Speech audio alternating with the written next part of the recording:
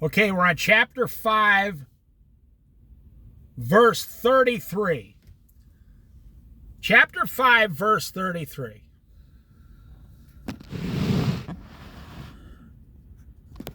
Give a little something different to look at here. Chapter 5, verse 33. Again, you have heard that it was said to people long ago, do not break your oath, O-A-T-H, but fulfill to the Lord the vows you have made. You know, a lot of people make oaths when they're angry. I swear by heaven and earth, I will not sleep until,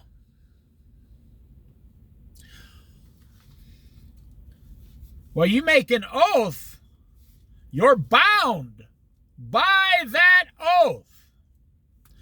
Now, what is an oath? An oath goes very strongly against a person's character. An oath, like when I was younger, if my parents said they were going to do something or be at a certain place at a certain time, that's what happened. My dad was 15 minutes early for work every single day. His entire life. If my parents said this is what we're going to do, that's what happened. That's where I learned an oath is something you keep your word. And if you declared, I'll put it that way, if you declared an oath to God, you are really bound by that oath. And so that's funny. It said adultery, speaking of marriage, and then we went through divorce, speaking of marriage, and now Jesus is talking about keeping your oaths, O-A-T-H-S, which is marriage. You gave an oath the day you got married. In front of your friends, family, you took a public oath. I so-and-so vow to love and cherish and honor and respect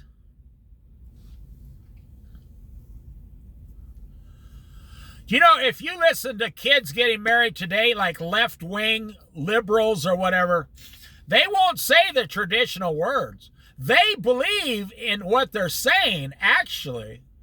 And they will not say the traditional marriage words. No. Because they know that they can't keep it. They're like, well, man, I don't know if I can keep this for the next 40 or 50 years. At least they're being honest.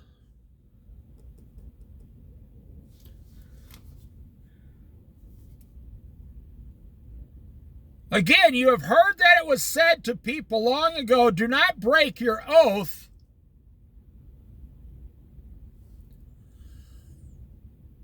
but fulfill to the Lord the vows you have made. Once again, marriage. You made a vow to the Lord in front of the Lord.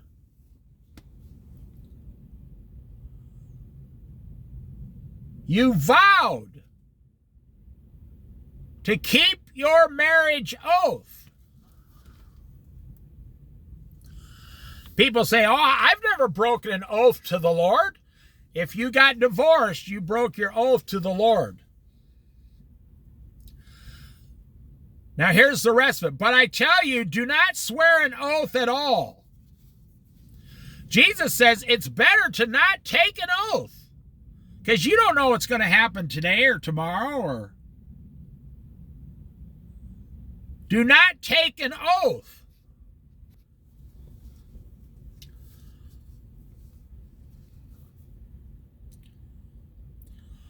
Either by heaven, for it is God's throne. Do not swear by heaven, because that is God's throne. How can you swear by something you don't own? It belongs to God. Or by the earth, for it is God's footstool. The earth does not belong to you either. How can you swear by heaven or by earth when you do not own heaven and you do not own earth? You did not create heaven and you did not create the earth. How can you swear by them?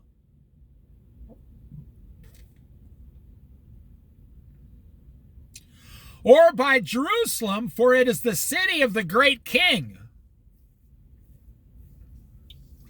You can see a lot of Jews back then swearing an oath by, I swear by Jerusalem itself that I will do such and such.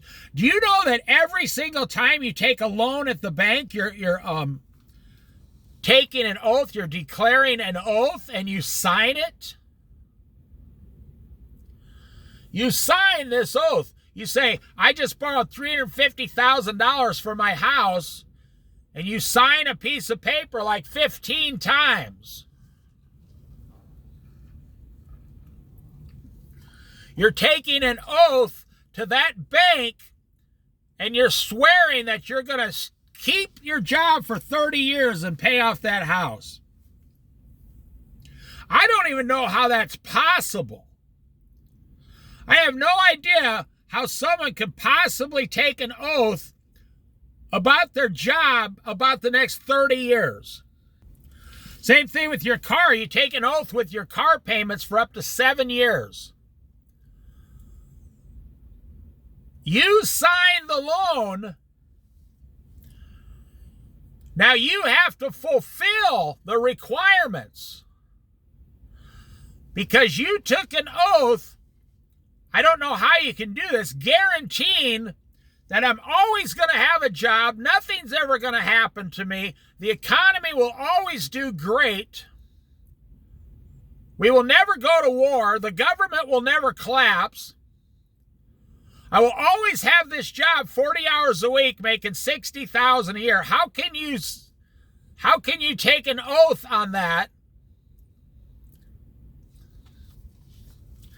This taking oaths is more relevant today than ever in history because people take oaths for everything today called legal documents.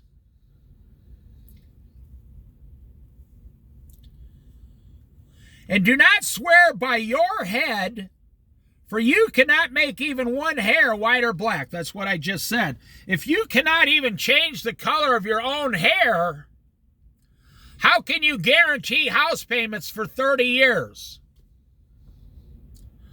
Well, that's the American way, Dave. That's the American way, Dave. Doesn't work out, I'll just file bankruptcy and start over. But I'm not going by the standards of the American way. I'm going by the standards of God in the Holy Bible. As a believing Christian, you are not. Now, if you want to pay cash for a house, go ahead. You want to pay cash. You save $300,000 and you go down and pay cash, go for it. You don't have to take an oath for anything. You paid cash. You own the house. No payments.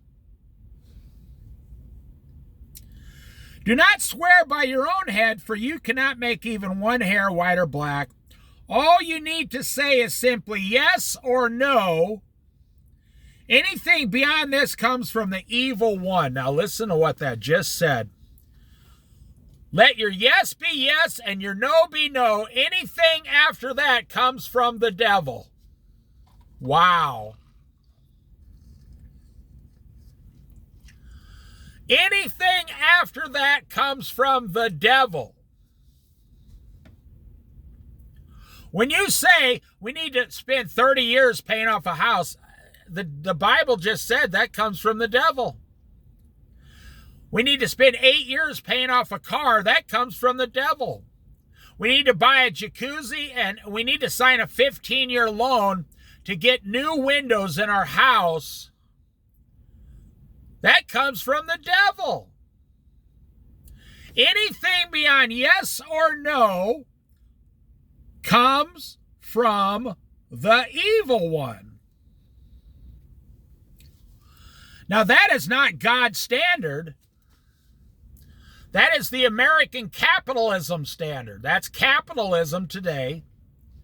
The average American Christian spends more time with capitalism than they do spending time with Jesus Christ. You spend more time participating in capitalism than you do participating in the things of God and His Son, Jesus Christ. Okay, now we go eye for an eye. Verse 38, chapter 5, verse 38. You've heard that it was said, eye for an eye and tooth for a tooth. In other words, if someone kills me, I got to kill one of them. That's the way it used to be, like in the hillbilly days of the 1800s, early 1900s. There's some places out in Appalachia, still in America, they still believe this. Down in Texas, they believe this. If someone does me wrong, I have to equally do you the equal same wrong.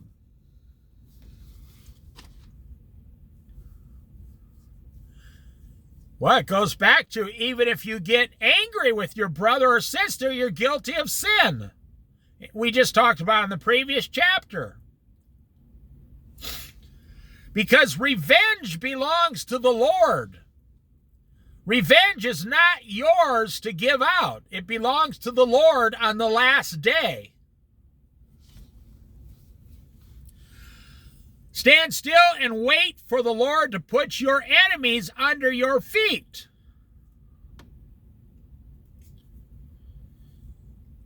You have heard that it was said, eye for an eye and tooth for a tooth. But I tell you, do not resist an evil person. If anyone slaps you on the right cheek, turn to them the other cheek also. Now, we're talking about God's standard, not your standard, not my standard, not the world's standards, not the standard of the United States of America, not the standards of capitalism, not the standards of the Constitution of the United States. We're talking about God's standards for His children to live by. And He thought it so important, He put it in this book called the Holy Bible. It's not called the Book of Suggestions. It's not called the Book of Wise Sayings. It's not called the Book of Peace, Love, and Joy, man. It's called the Holy Bible, the Holy Scriptures. They are holy. And they're not suggestions, they're commandments. God does not have a suggestion box in His office. God has no customer service that you can call and complain. God does not take suggestions. He does not take advice from you or me. The things we are reading are commandments, requirements. Be holy because I, God, am holy. You have heard that it was said, eye for an eye and a tooth for a tooth. But I tell you, do not resist an evil person. If anyone slaps you on the right cheek, turn to them the other cheek also. Well, wait a minute. Who would be dumb enough to do that? Let me think a minute. Let me think. They slapped Jesus in the face, and He never did anything. He never destroyed them. They crucified Him on a cross, and He said, Father, forgive them. They whipped him with whips and, chains with spikes on it. And he never called the angels down to destroy them. So when you say, if anybody slaps me, I'm not going to just stand there. Well, it's okay to put your hands up and try to defend yourself. But to turn around and shoot them and start trying to murder them and get revenge on them, and nope, God doesn't say that. Just remember, when you say to yourself, I'm going to get my enemy back, I'm going to make them pay, something happens that you don't understand and you're not going to like. You're now going against God. You might be forcing God to defend your enemy now. That's why a lot of people who go after revenge and they fail, they got the perfect revenge plan and they fail. They cannot understand, why did my plan fail? Because you, as a believing Christian,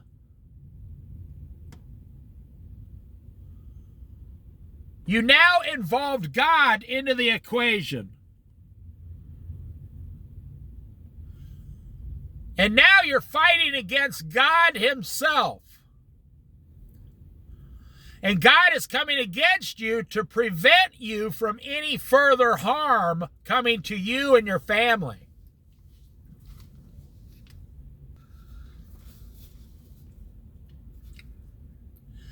If anyone wants to sue you and take your shirt, hand over your coat as well. If anyone forces you to go 1 mile, go with them 2 miles. Give to the one who asks you, and do not turn away from the one who wants to borrow from you. I've had this happen to me in the past. I'm sure everyone has had this experience, to where someone has accused you of something that wasn't true.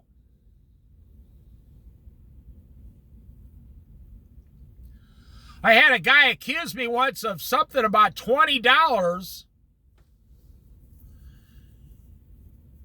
that I caused his car $20 in damage by parking next to him. This was before security cameras and stuff. This was back in the early 1980s. And I knew what the Bible said. And I said, well, I never caused the damage on your door there, but if I give you $20 bill, will you let this go and it'll be over with? The guy said, yeah, you owe me $20. I just took $20 out of my wallet, handed it to him in front of a couple of witnesses, and said, there you go, the matter's settled. And, he went on and on about, he was fully convinced that when I opened my door, I put a ding in his like Mustang paint job or whatever. But no, it wasn't me. However, the Lord gave me wisdom. Just give him the $20 and forget about it. And the Lord gave me back the $20 like 2 weeks later. I can't remember. I got an extra $20 at my job for something.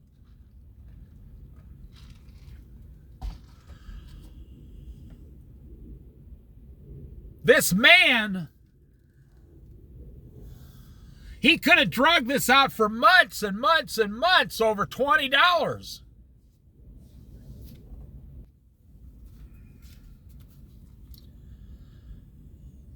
And if anyone wants to sue you or take your shirt, hand over your coat as well.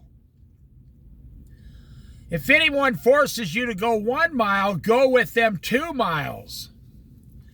Give to the one who asks you, and do not turn away from the one who wants to borrow from you. You know, I saw this woman who was abducted by Hamas when Hamas attacked Israel 2 weeks ago. And this woman was taken captive and prisoner, kidnapped. She was like 70 years old or something. She was an old lady. They took her through a series of tunnels and kept her for like 10 days. And then through the United Nations and the United States and everything, they set her free and brought her back to the border.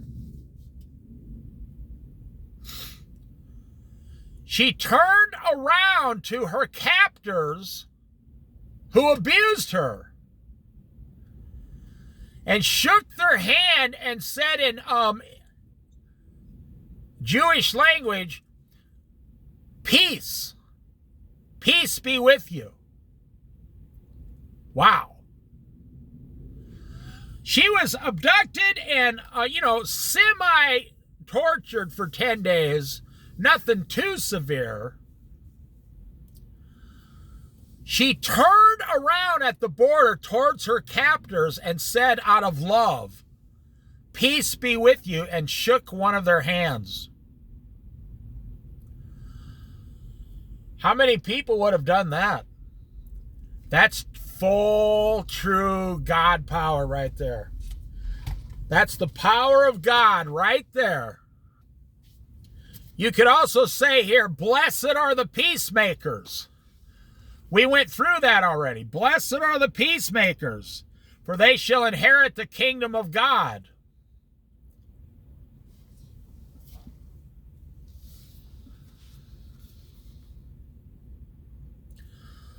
Verse 43, chapter 5, verse 43.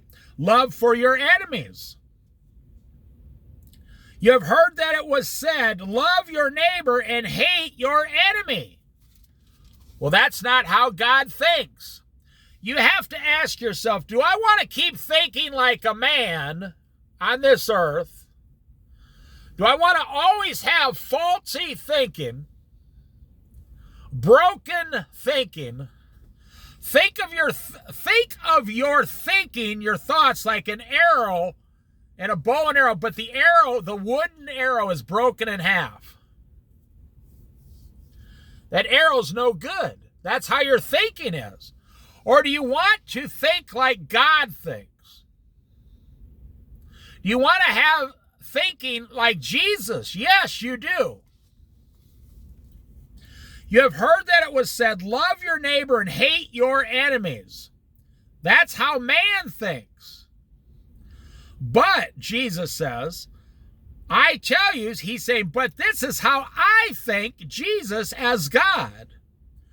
Love your enemies and pray for those who persecute you, that you may be children of the Father, of your Father in heaven.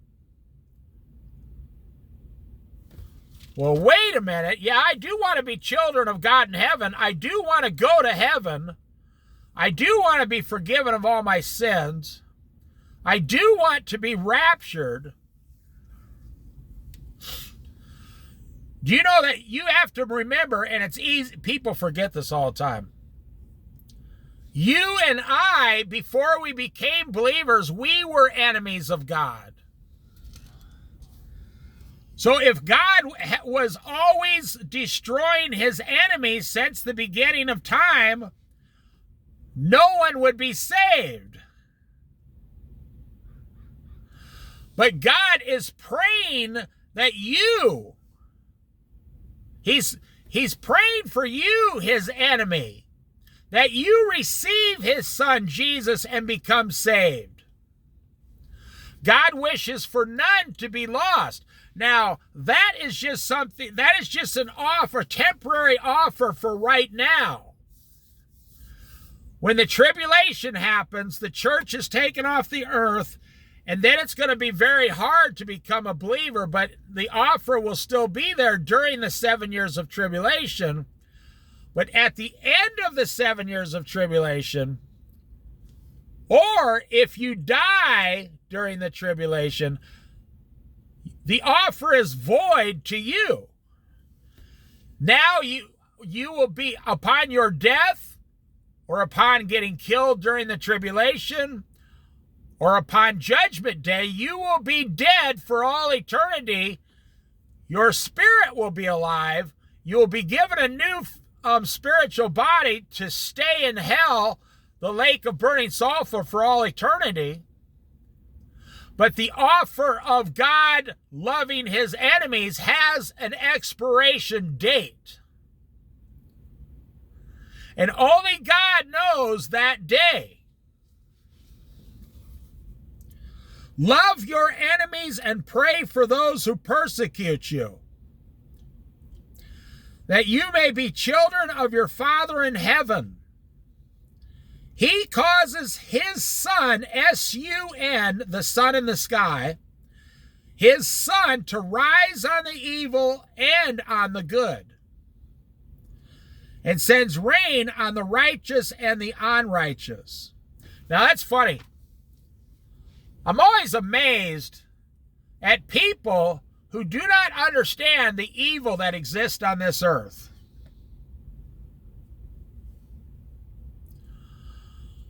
%50 of the earth is evil, unsaved people. So how can you be shocked when someone just happens to bump into you and start causing you all kinds of problems? Why would that shock you? Jesus said, if they hate you, which they will, if they hate you, remember, they hated me, Jesus, first.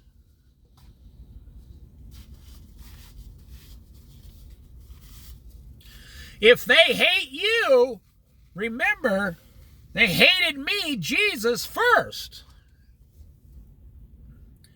He causes his sun to rise on the evil and the good. You know, it takes rays of sunlight to grow vegetables and weeds. Both the vegetables and the weeds are receiving the same sunlight from God. Right now, both those who are saved and those who are unsaved are still receiving the same offer from the Son, Jesus Christ. But that offer will expire one day. If you love those who love you, and sends rain on the righteous and the unrighteous. If an unrighteous person plants a vegetable garden, they still get rain on the ground. God is trying to save their soul today. And God doesn't need you interfering with that or coming against them. The thing about heaven, 1,000 years from now, or 1,000,000 years from now, you're going to look back at your time on this earth and say, why did I ever worry about anything? Well, it's probably because of money. You had money worries. That's the number one thing people worry about is money. If you love those who love you, what reward will you get? Are not even the tax collectors doing that? I will say in today's society, Hitler, we consider Hitler one of the most evil people to have ever lived.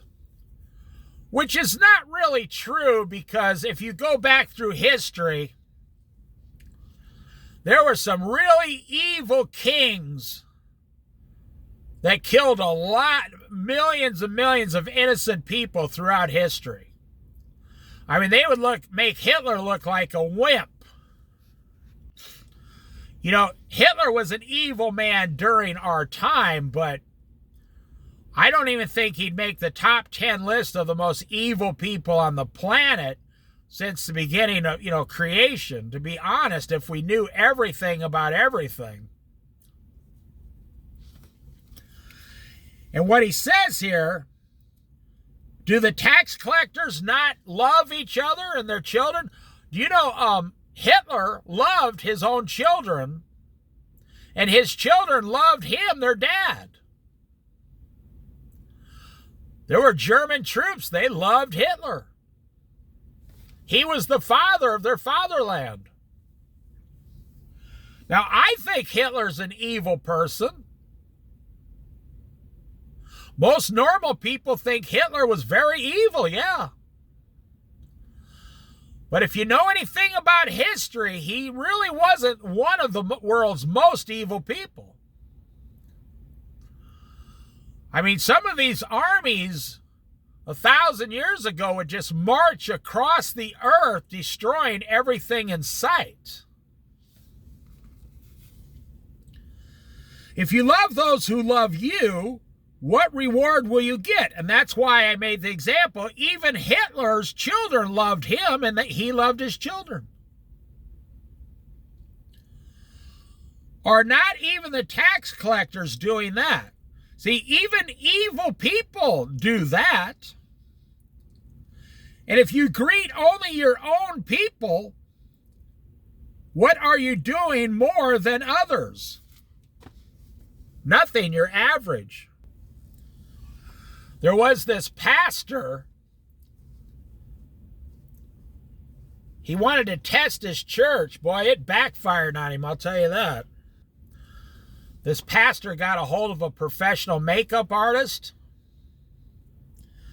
and he had himself made up as a homeless man, drinking out of a wine bottle. And he went and sat in front of the church begging for money while the people walked in the church. And he stood out in front of his own church. Never said anything to anybody, begging for money with a sign, cardboard sign. And people, when they came up to the church, they came out and told him to get out of there. We don't allow filthy homeless people around here. Take a hike. This is a house of God. Get moving.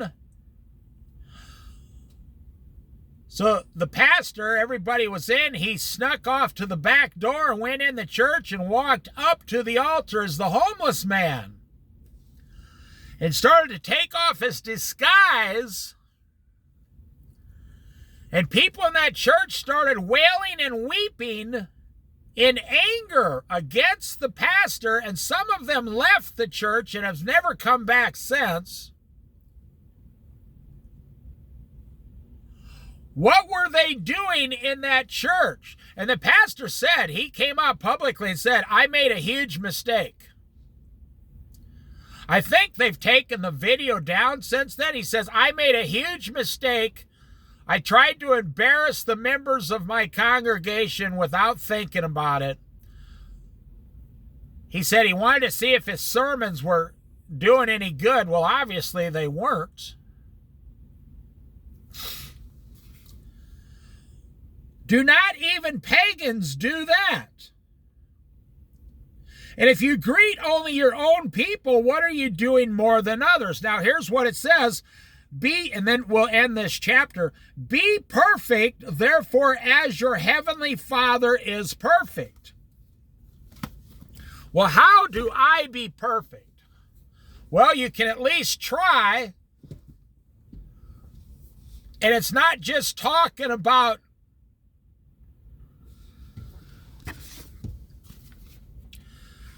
be perfect and love your enemies. No. Not just that. It's talking about be perfect in everything that you do. You want to know a very mature Christian church? Because not every church is the same, no. How do you tell a really mature Christian church? by their actions, by what they do, good or bad. That's how you tell a very mature church to an immature church, not very strong for Christ. Why would God say, be perfect because I, your Father in heaven, am perfect?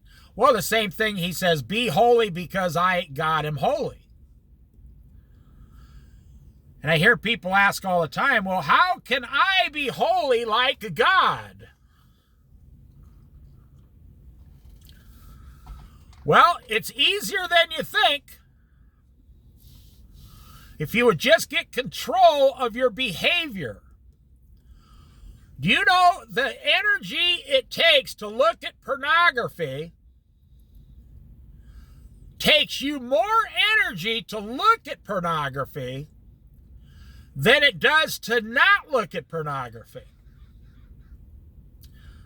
So there, by not looking at pornography, it took no energy. You didn't have to push the button. You didn't have to scroll through the pages. You didn't have to, I don't know, some of them charge, I guess, $4.99. You know, you didn't have to do any of that. It takes less energy to cook a healthy meal at your house than it does to get in the car, drive all the way downtown, pick up some junk food, bring it all the way home, and have your family eat it. Do you know doing good always takes way less energy than it does to do evil? Doing evil always takes way more energy. Do you know how much energy it takes to never drink alcohol? 0. In case you didn't understand that, listen. How much energy does it take to never drink alcohol and never smoke cigarettes? It takes 0 energy because you're not doing it. Do you know how much energy it takes to drink alcohol and to smoke cigarettes? You got to go down to the store, put on your coat and your shoes, go down to the store, go through all the crowds of people, get your alcohol, then go over to the customer service desk because they got all the cigarettes locked up now. You got to spend $75 for a carton of cigarettes, $20 for beer. You're at $95 to get some beer and some cigarettes. Now, you're not done. Oh, no, you're not done. You have to take all this back home, carry it into the house. Oh, you're not done. Now you got to drink it all and open each can, and you got to drink all that, and you got to go outside. So you smoke 1 cigarette at a time. There's 20 cigarettes in a package. There's 10 packs to a carton. There's 200 cigarettes. So you have to go outside 200 times in a month to smoke a carton of cigarettes in a month. Do you realize that if you don't smoke, like me, I don't smoke, and I do not drink, and I do not own a TV for 21 and a half years now, you really don't understand how much energy you use every single day more than I do.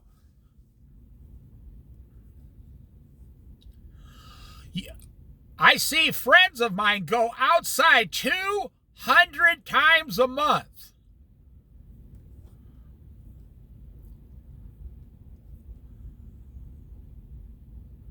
Seven times a day. Between 6 and 7 times a day. They only smoke 6 or 7 cigarettes a day. They have to go outside, even if it's raining, smoke the cigarette. When you're at work, you got to go on your break and you got to go outside and smoke the cigarette. and then come back into the break room and try to go to the bathroom and wash your hands. And it takes far more energy. It takes far more energy to smoke, drink, and look at pornography and eat junk food. I don't even see how people that do that exist. Okay, but now check this out. The question was, God said, be perfect because therefore I, your Father, am perfect. Or be holy because I am holy. How can you do that, you ask? I just showed you. By being holy, you don't have to do anything. You see, holiness comes to when someone opens up a case of beer and says, you want a beer? And you say, no, thank you. I got water, coffee, tea, orange juice, apple juice, grape juice. No, I'm good. Don't even drink a soda. Hey, you guys want a beer? No, thanks. I gave up drinking. And they say, oh, Dave, you're so boring, man. Just smile and say, yeah, but I have an extra $100 in my pocket that you don't have. It takes more energy to be evil, and it takes almost no energy to be holy.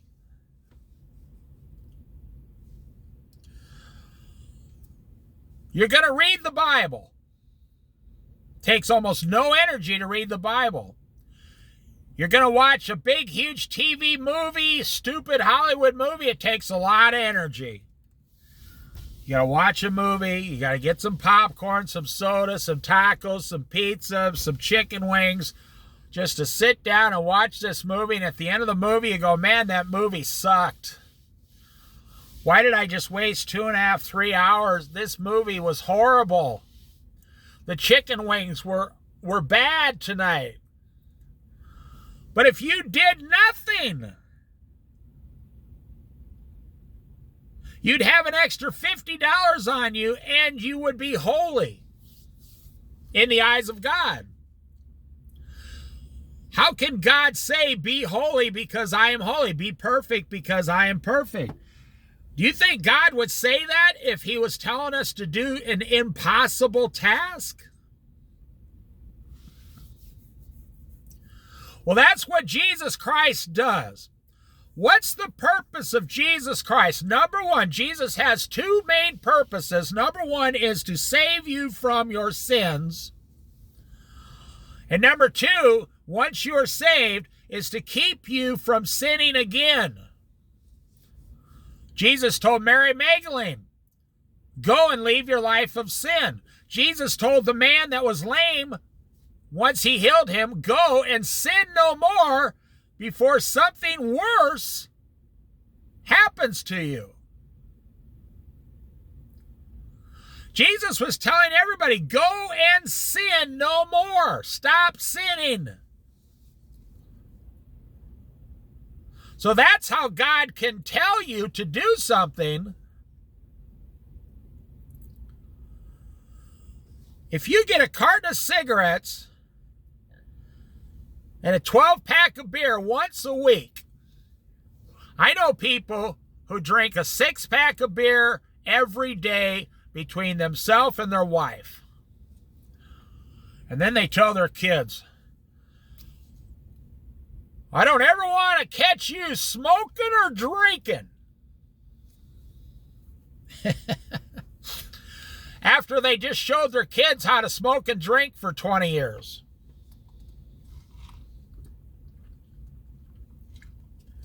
But Mom, Dad, you smoke and drink. But let me tell you, I'll leave you with this final warning.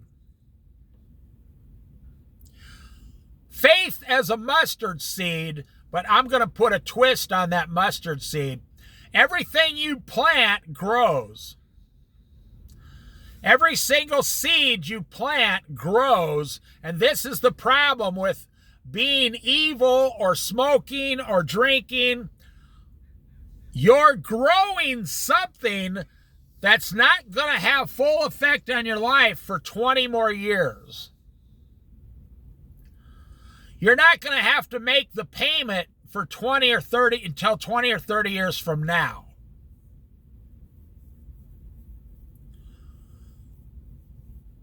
If you read the Bible, read the Bible, read the Bible every day, pray every day, pray every day, pray every day, you're planting seeds to strengthen your life in Christ. If you're smoking, drinking, looking at pornography 2 or 3 times a week, eating junk food, you're planting seeds. They're going to grow into weeds. I'll leave you with this one last thought. That's why most people are completely thrown off guard and confused when they have 15 problems all at the same time. Because that's the devil. The devil's coming up to you and saying, hey, you know all those weeds you've been growing? You know all those weeds you've been growing? I'm going to make them all grow up right in your face right now, all at the same time.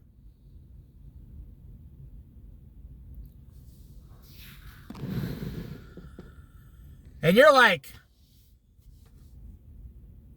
I have people tell me they say, I just had the worst year of my life. I got a bad report at the doctor. I gained 30 pounds this year. My husband or my wife left me. My kids hate me. I got in an argument with a church member down at the church. And they're completely shocked that they're like, I thought I was doing well lately. No, these problems are not from recently. These are old weeds that you never pulled long ago, and now they're here. Now they're demanding to be pulled. But these weeds are stronger than ever. You ever mow a lawn after someone has, like, let's say your grandpa died, and he always mowed the lawn every week. Well, by the time he goes to the hospital and dies and everybody goes to the funeral and his lawn hadn't been mowed in 10 weeks. Now you go over there with his mower and you're trying to mow a lawn that hadn't been mowed in 10 weeks. You got to go through that lawn 5 or 6 times to get it down to where it needs to be. And the mower, the blade keeps shutting off, the mower's shutting off. Your grandpa kept his lawn mowed. But now when he was gone, the family doesn't do it. It takes far less energy to be holy, and it takes far more energy to be sinful.